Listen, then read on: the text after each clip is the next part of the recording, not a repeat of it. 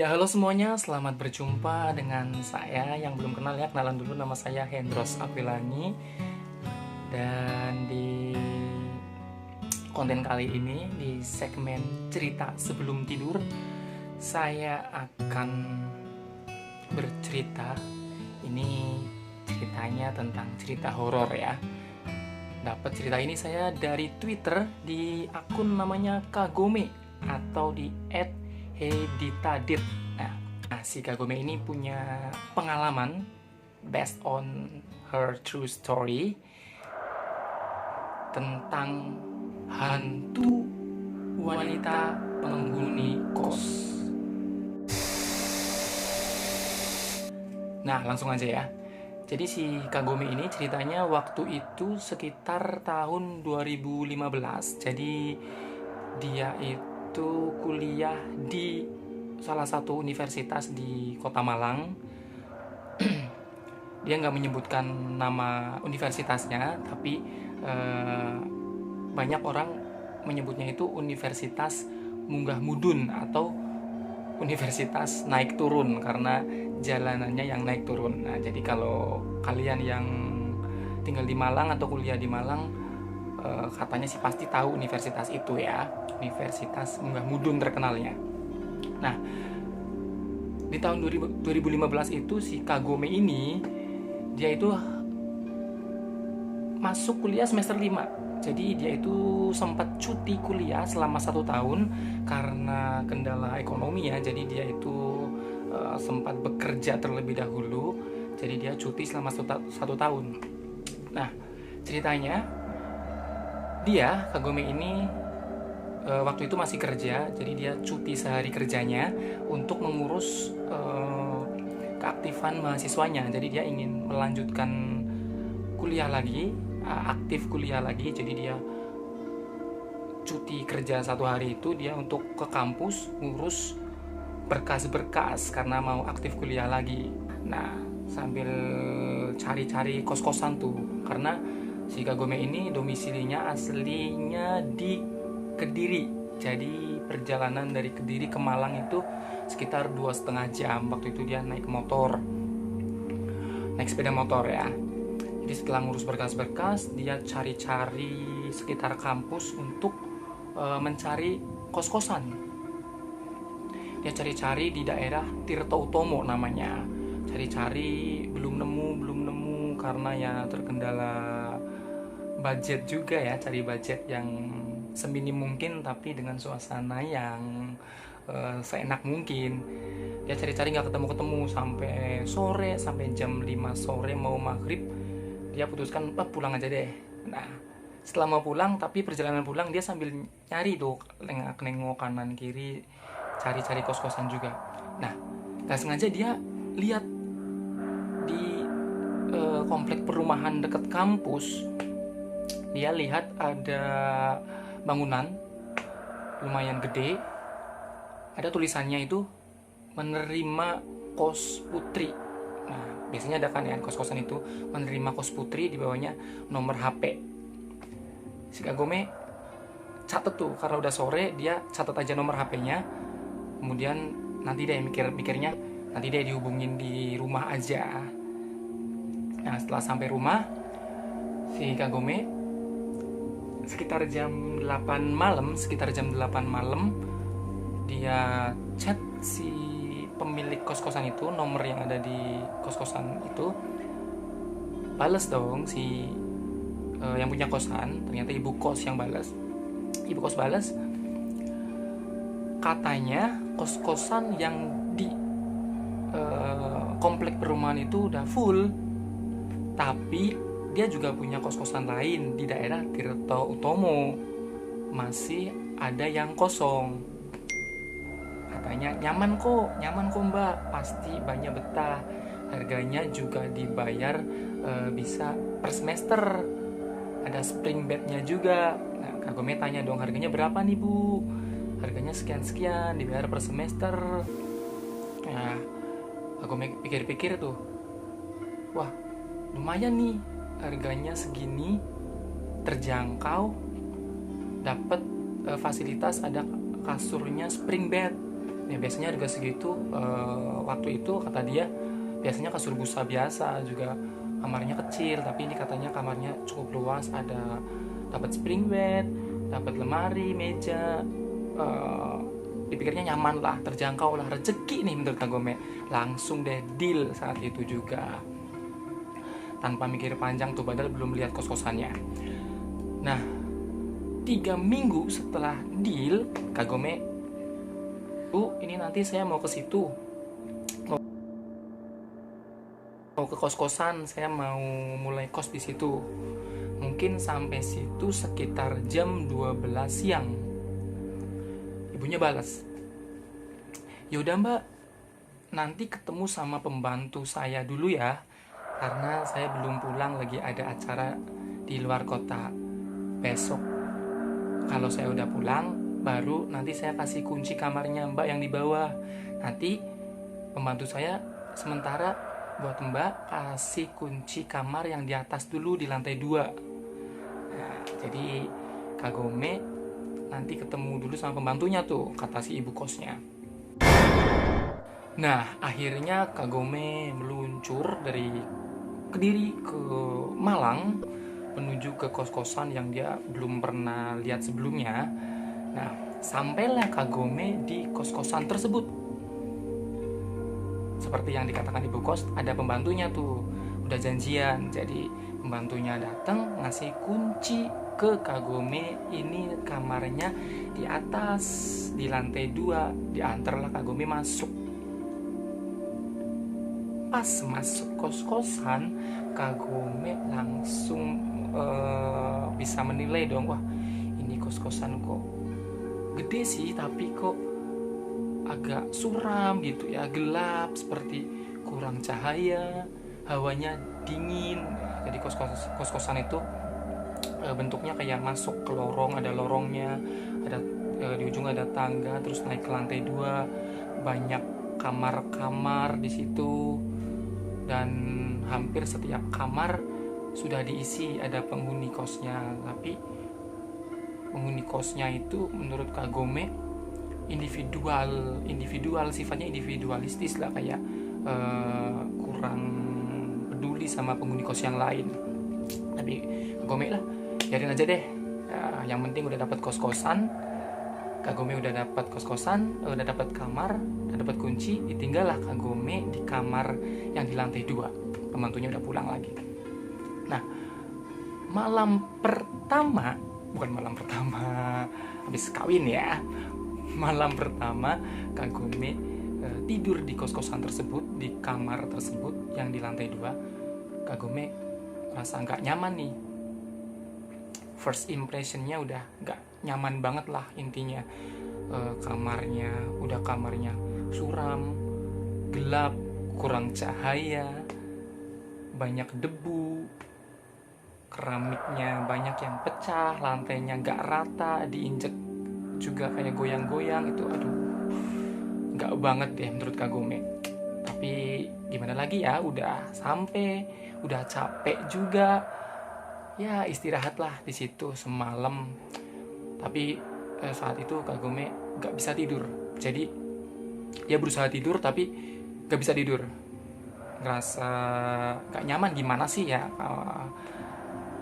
dia ngerasa seperti ada yang memperhatikan, ada yang ngawasin dia, padahal sepi tuh ya, cuma sendirian di kamar kan biasanya. Padahal Kagome ini termasuk tipe orang yang penakut. Maksudnya Kagome ini bukan termasuk tipe orang yang penakut, tapi berbeda. Pada malam hari itu dia ngerasa ketakutan tuh, kayak ngerasa ada yang memperhatikan, ada yang ngawasin, padahal dia sendirian.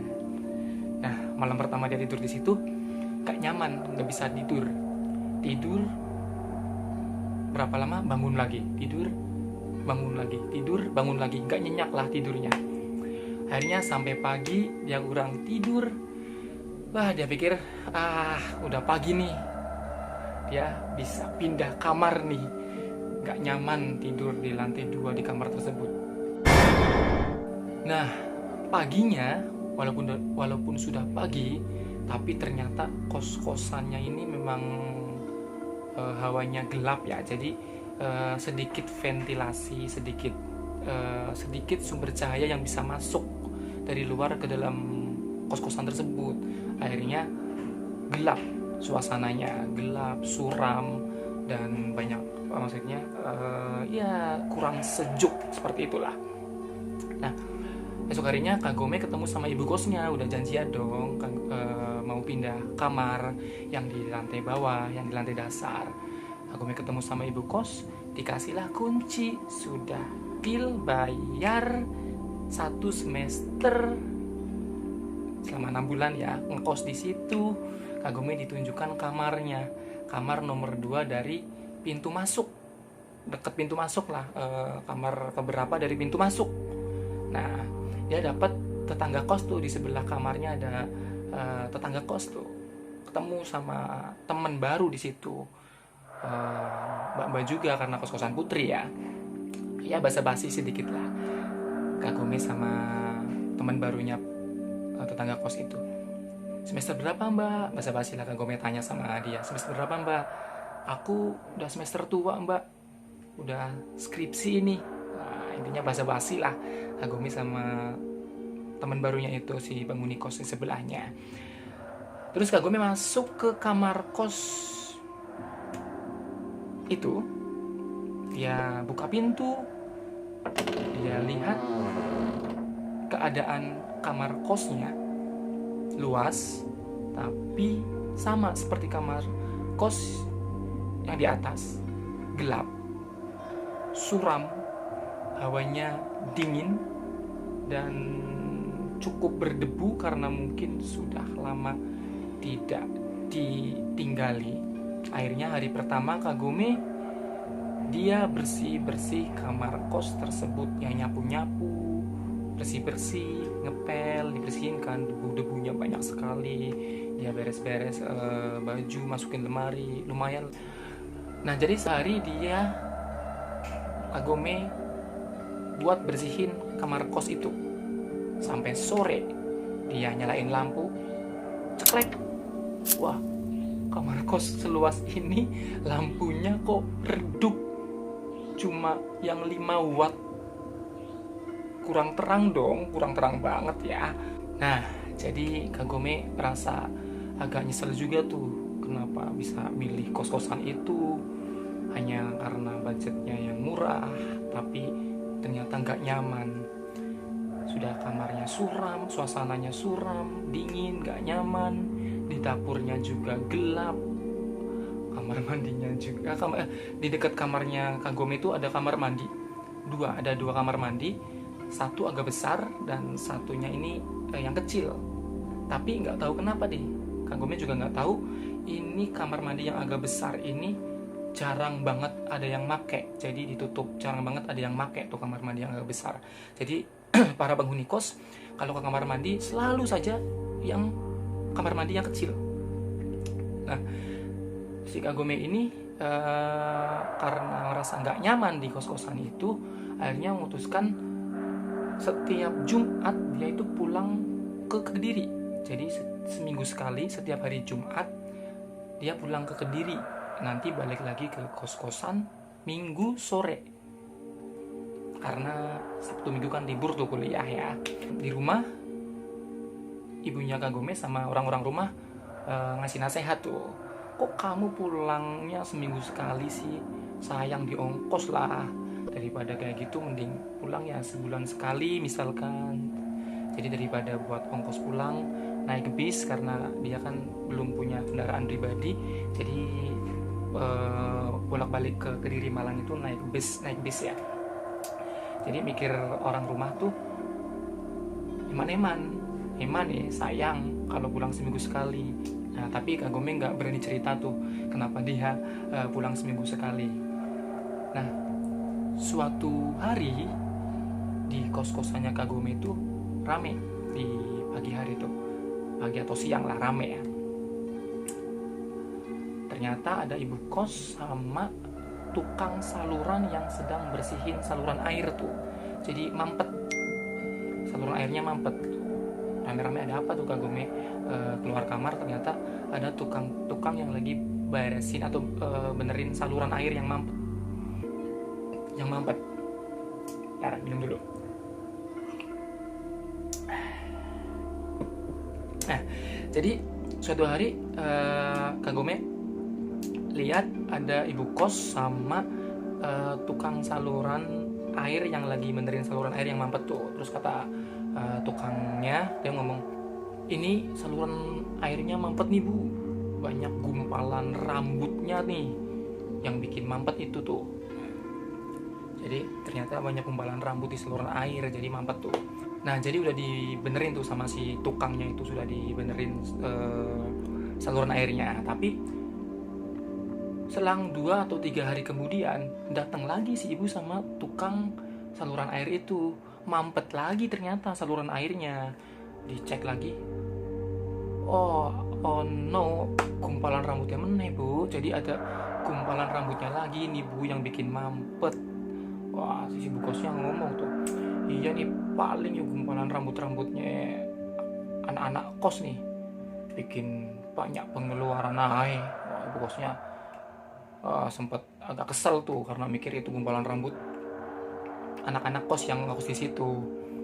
Aku denger tuh percakapan ibu kos sama tukang saluran air itulah. Nah, jadi hari demi hari, waktu demi waktu, berminggu-minggu Kagome tinggal di kos-kosan itu tuh sama sekali gak pernah bisa tidur nyenyak, gak pernah nyaman. Jadi setiap malam, setiap kali mau tidur itu Kagome selalu play ayat kursi atau bacaan-bacaan Al-Quran di handphone sampai Kagome bisa tidur. Itu pun berapa jam dia bangun lagi, tidurnya nggak nyenyak lah. Nah, suatu pagi Kagome bangun tidur sekitar jam 5:30 pagi ya, habis subuh. Kagome denger kayak ada orang ngobrol tuh depan kamarnya. Terus Kagome ngintip dari jendela, ternyata ibu kos ngobrol sama tetangga kosnya dia tuh yang sebelah kamar. Terus yang tetangga kamarnya Kagome itu ngomong, cerita ke ibu kos bahwa kemarin dia lihat lagi, dia bilang gini, aku kemarin lihat lagi tuh bu, sosok cewek di sini depan kamar lewat. Merinding aku. Nah, Kagome juga dengar tuh percakapan itu. Akhirnya Kagome kaget dong. Dia buka pintu, kemudian langsung mendekati teman kosnya sama ibu kosnya tersebut. Nah, terus teman kosnya juga kaget. Kagome tiba-tiba langsung datang tuh. Kamu denger ya apa yang aku ngomongnya tadi ya? Aduh, nggak enak nih, nanti kamu jadi takut nih. Padahal baru berapa minggu di sini. Intinya nggak enak lah teman kosnya. Kagome itu ngomong gitu. Terus Kagome sama teman kosnya itu komplain dong ke ibu kosnya, maksudnya cerita ke ibu kosnya yang mereka rasain. Ibu kosnya jawab gimana? Tahu nggak? Ibu kosnya cuma ngomong gini, yo nek kalian bisa ngaji, yo ngaji, ben gak takut. Nah, jadi kalau kalian bisa ngaji, yo ngaji sebisanya, ibadah, sholat, biar gak takut, biar gak ada yang ganggu. Bener sih sarannya ibu kos, cuma bukan jawaban itu yang diharapkan sama Kagome. Ya, tapi mau gimana lagi, Kagome juga nggak berani ngelawan, nggak berani komplain lebih jauh. Akhirnya ya udahlah. Nah, di suatu hari Kagome mikir tuh, dia gimana caranya biar nggak takut lagi di kamar. Dia akhirnya pengen merubah suasana kamar biar lebih nyaman. Dia pengen ganti lampu biar lebih terang. Nanti Kagome mau minta izin lah ke ibu kos. Kemudian saat itu dia juga nyetel musik kenceng, agak kenceng di speaker kamar tuh siang-siang. Sore-sore Kagome nyetel musik agak kencang tuh di kamar biar dia gak ngerasa takut lagi di kamar. Kemudian dia juga buka pintu kamarnya lebar-lebar biar dia juga ngerasa ada cahaya yang masuk, biar lebih terang. Nah, tapi saat itu pintu kamarnya Kagome itu tiba-tiba ketutup sendiri dengan kencang. Buak! Gitu. Kaget Kagome. Tapi dipikirnya paling angin. Dia buka lagi. Cekrek. Buka, kemudian dia ke tempat tidur lagi sambil musikan, sambil ngerjain tugas kuliah. Tiba-tiba buak! Pintunya nutup lagi. Sampai 3 kali seperti itu. Buak! Nutup lagi. Kagome semakin merinding. Wah, dia langsung mikir nih, bener-bener gak beres nih di kos-kosannya Kagome nih. Bener-bener gak beres nih di kos-kosan itu. Aduh.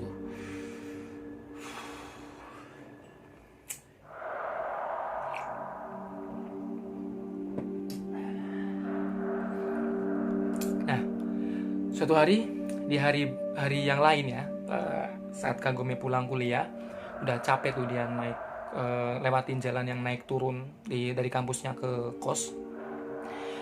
Dia nggak sempet ganti baju karena capeknya.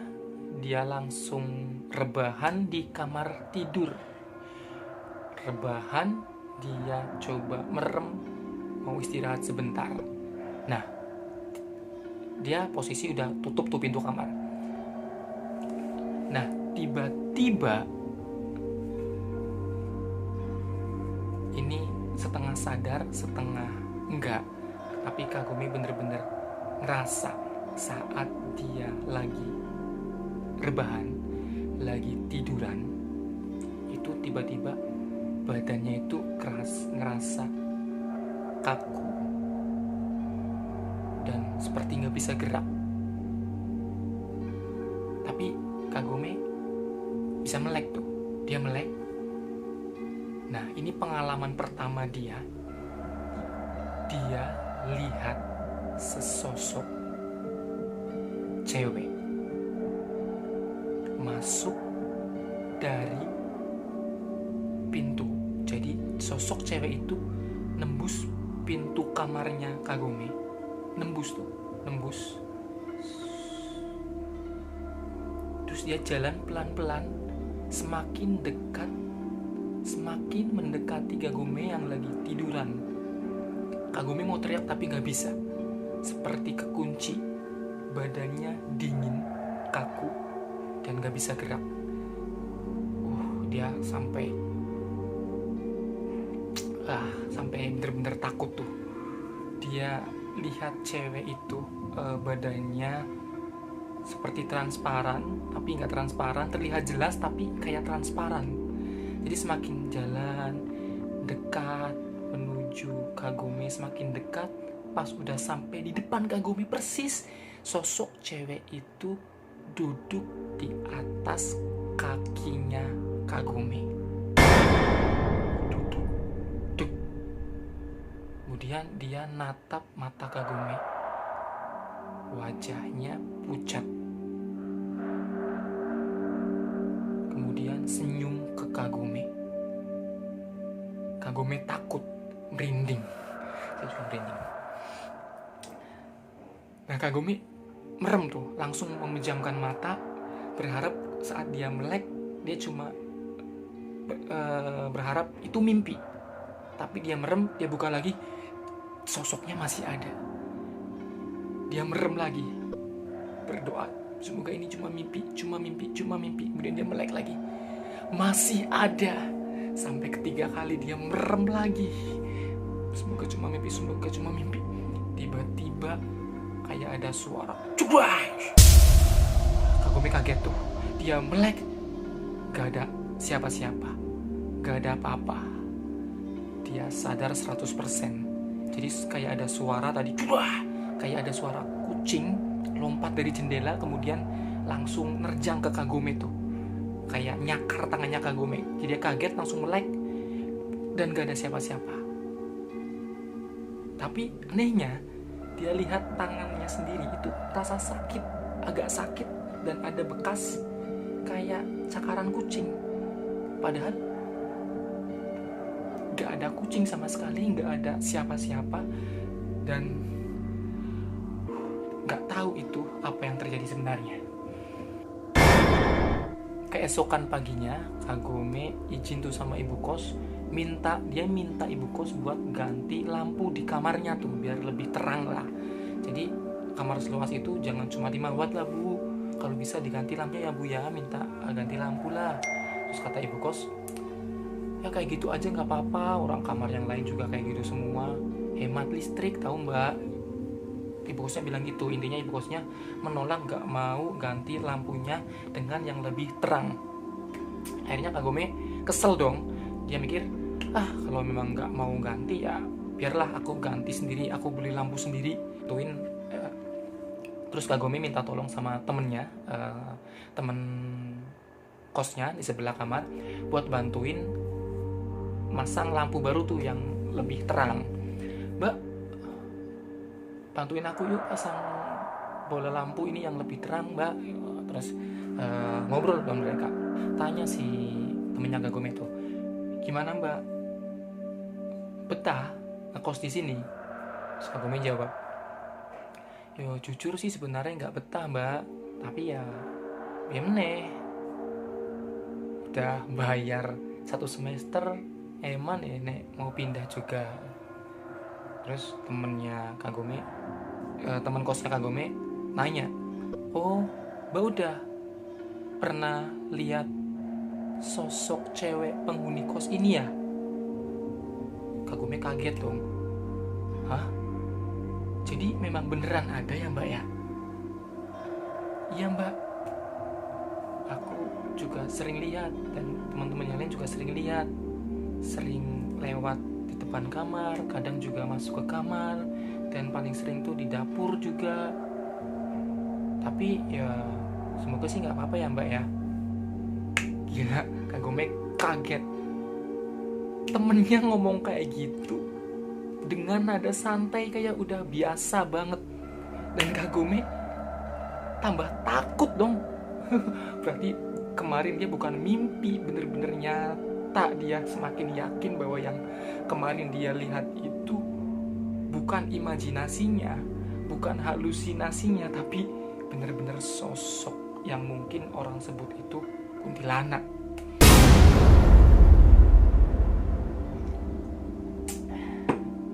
Nah, Kagome dilema tuh di sini, antara dia pengen pindah kos tapi duitnya nggak bisa balik, atau dia mau lanjutin minimal sampai 1 semester di situ, sedangkan dia baru 1 bulan lebih ngekos di situ.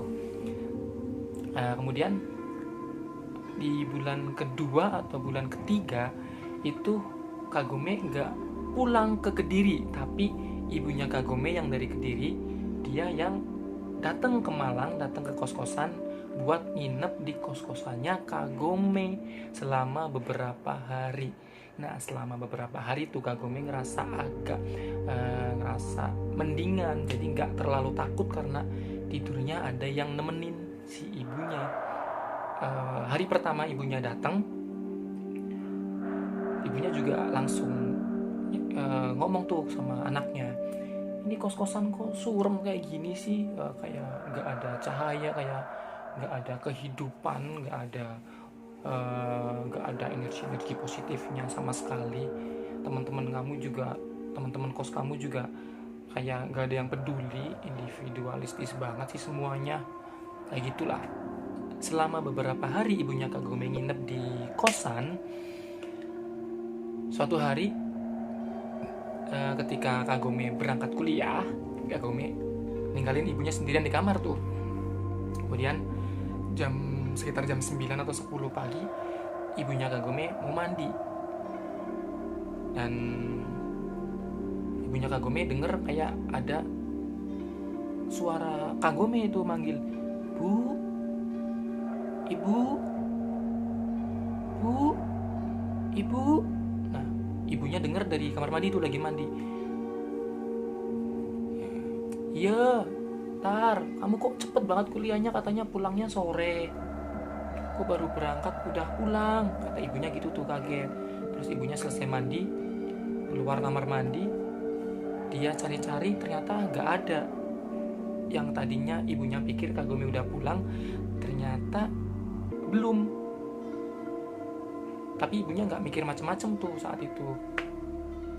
Mungkin temen Kagome yang lain atau penghuni kos yang lain. Nah sorenya Kagome pulang tuh, terus ibunya cerita kayak gitu, bahwa ibunya dengar suaranya Kagome persis banget kayak suaranya Kagome panggil bu, ibu. Nah 2 kali tuh, bu, ibu. Nah pas dicek kok nggak ada, kirain Kagome udah pulang cepet. Nah terus Kagome nggak berani cerita dong, takut juga. Paling berusaha menenangkan ibunya sama menenangkan diri sendiri. Itu paling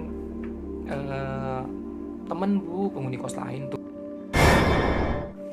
Nah akhirnya setelah beberapa hari ibunya Kagome pulang tuh ke Kediri lagi. Kagome ditinggal lagi sendirian di kosan. Yang tadinya dia merasa gak terlalu takut karena ada yang nemenin, dia ngerasa takut lagi karena sendirian. Suatu hari ketika Kagome pulang dari kampus ke kosan siang sekitar jam 12 atau habis duhur, dia perutnya sakit tuh, mules kayaknya, habis makan rujak mungkin atau makan seblak. Kemudian dia pengen ke kamar mandi tuh, pengen ke WC, tapi kamar mandinya lagi dipakai tuh, kamar mandi yang kecil yang satunya. Dia nahan, dia nunggu, aduh lama banget gak keluar-keluar yang make, aduh. Akhirnya dia mutusin pakai kamar mandi yang agak besar tuh satunya, kamar mandi satunya. Nah ini pertama kali Kagome masuk ke kamar mandi atau WC yang satunya tuh, kamar mandi satunya yang agak besar, yang bener-bener jarang dipakai sama dia dan sama semua penghuni kosan. Dia buka kamar mandi karena terpaksa dia pakai itu. Dia kaget pas masuk kamar mandi. Kamar mandinya memang agak luas, lebih luas dari kamar mandi yang lain, tapi mungkin karena memang jarang dipakai jadi banyak debunya, kotor.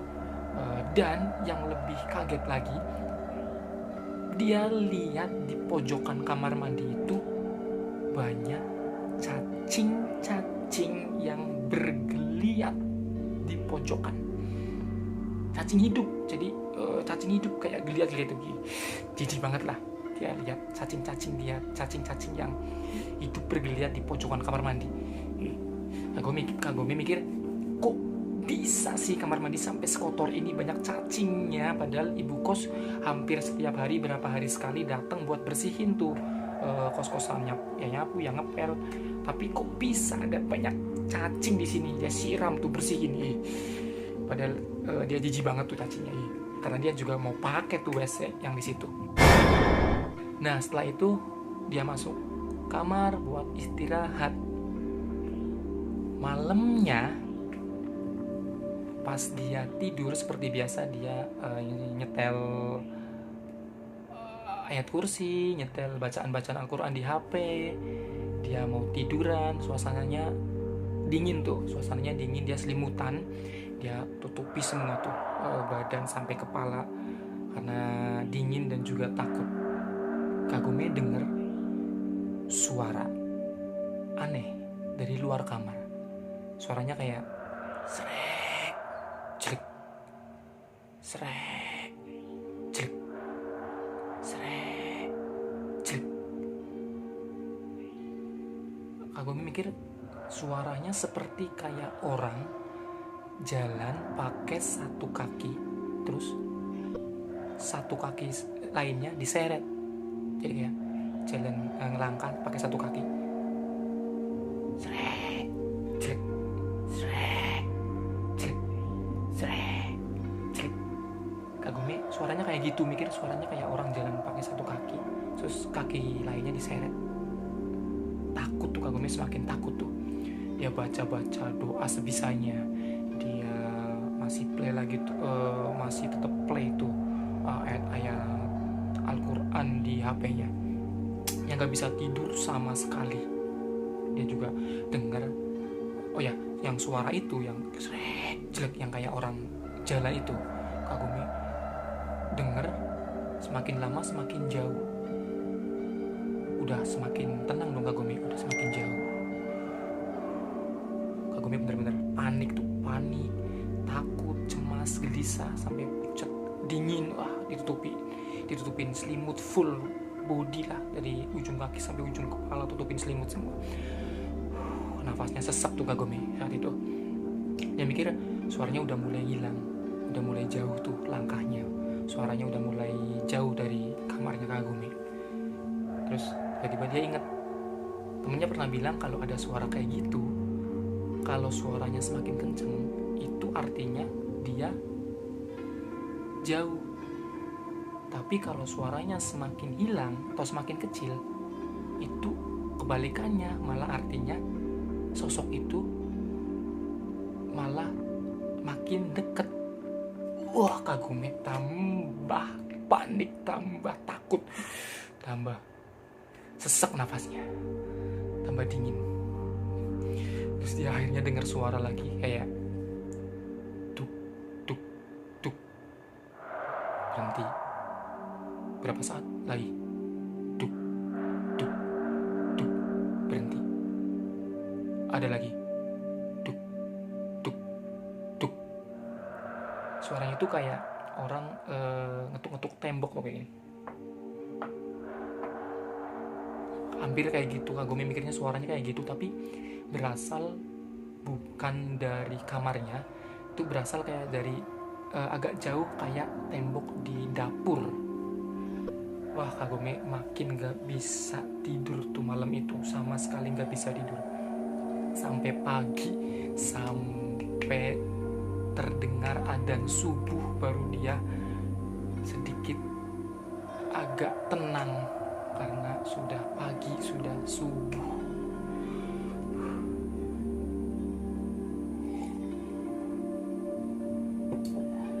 Nah, pagi harinya atau keesokan harinya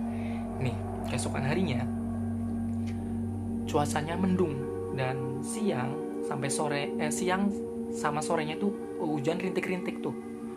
Kemudian dari sore hujannya semakin deras sampai malam. Kagome belum sempet keluar buat beli makan semenjak pulang dari kampus tuh. Dia nggak bisa keluar buat beli makan karena dari sore hujannya agak deras sampai malam. Akhirnya karena dia masih nyetok mie instan, dia masak Indomie di dapur. Nah, tempat yang paling dia takuti adalah di dapur, karena suasananya lebih seram dari kamarnya, dari kamar mandi. Pokoknya dapur ini tempat yang paling serem menurut Kagome. Udah di pojok, ventilasinya gak ada, gelap, lampunya gak terang, gak ada cahaya masuk, lembab, dingin, banyak sawang. Ininya bener-bener horor banget lah nuansa dapurnya di kosannya Kagome itu. Tapi karena lapar, Kagome masak tuh Indomie rasa kuah soto di dapur. Dia masak air, dia bukain bungkus Indominya, masukin mangkok, bumbu-bumbunya masukin mangkok, mie-nya masukin ke panci, dimasak, bikin mie instan tuh Indomie rasa kuah soto dengan sedikit dengan hawa-hawa merinding tuh di situ. Jadi dapurnya itu di pojokan, kompornya di ujung, dia menghadap ke tembok, menghadap kompor, lagi masak-masak Indomie rasa kuah soto tuh. Kemudian mie-nya mateng. Nah, mie-nya udah mateng, aromanya sedap tuh, rasa kuah soto tuh favoritnya Kagome.